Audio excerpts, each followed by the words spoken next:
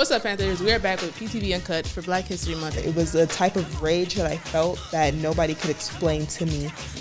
I didn't see anyone remotely like me, and it felt weird.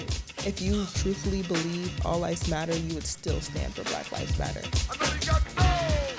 Full podcast will be on Wednesday the 15th on YouTube and Spotify. Check it out, PTV Uncut. What's up, Panthers? I know for a fact that you've seen a car commercial before and never thought anything too deeply of it. But did you know that many of these car commercials are actually made digitally and not actually filmed? Well, last year I made a car commercial exactly like that, fully digital. Let me take you through a step-by-step process of how I made this video.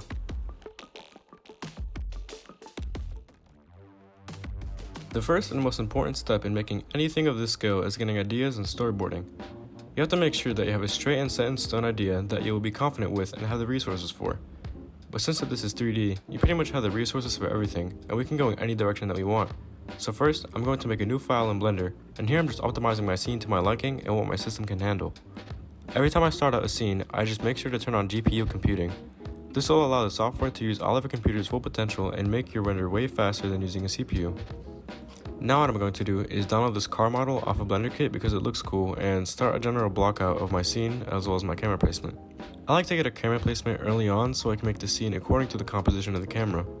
Now I'll download an HDRI off of Polyhaven, which will give me a realistic 360-degree lighting to my scene. For the rest of the scene, I'm going to be using Quixel Megascans, which is a massive asset library of photoscan 3D objects, materials, imperfections, plants, and so on. I'm using the Grand Canyon collection here for all of my next assets. Now I'm going to use this very flat rock texture to cover the entire ground. Now with these huge rock assets, I'm going to start the main composition of the scene. I'm making sure to have a vanishing point in the center of my scene behind the car so that everything doesn't look so flat. Next, with these medium-sized rocks, I'm adding a little more background detail to the scene that further blends in the foreground with the base of these cliffs. Now the scene is looking a lot better, but there's still one thing that's missing, and that's micro detail. With these very small ground rocks that I'm scattering, duplicating, and completely filling up the floor with, I can get a lot of detail very quickly and efficiently. After a lot of messing around with these assets, the camera and the lighting, it's time to animate the camera.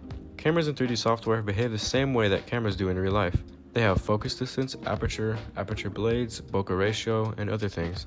So I'm going to making sure that the camera movements look realistic and believable. After making a few of these camera animations, I'm ready to render out the animation, which took about 6 hours.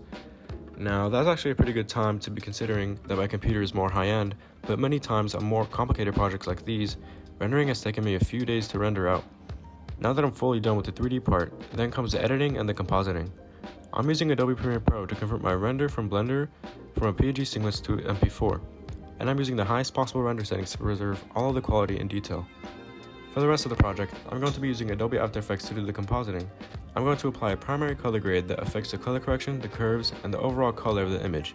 And then I use a secondary color grade to add more color detail and make the grading look more realistic.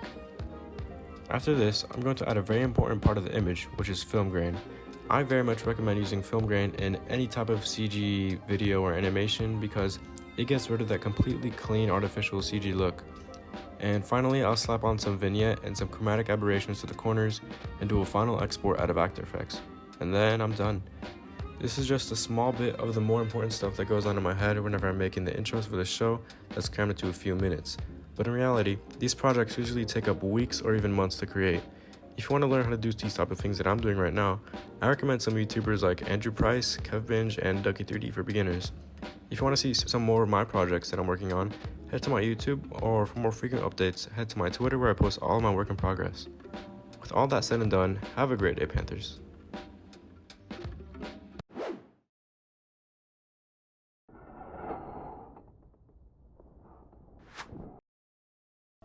Pato's African American Studies classes and the Black Student Union have come together to organize our very first Black History Month extravaganza.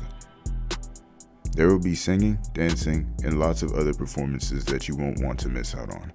The event takes place at Pato's Performing Arts Center at 2 to 4 p.m. on February 19th.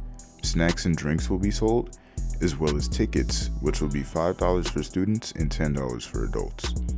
All proceeds go to the Black Student Union, so I hope to see you there this Saturday supporting our fellow Panthers and having fun.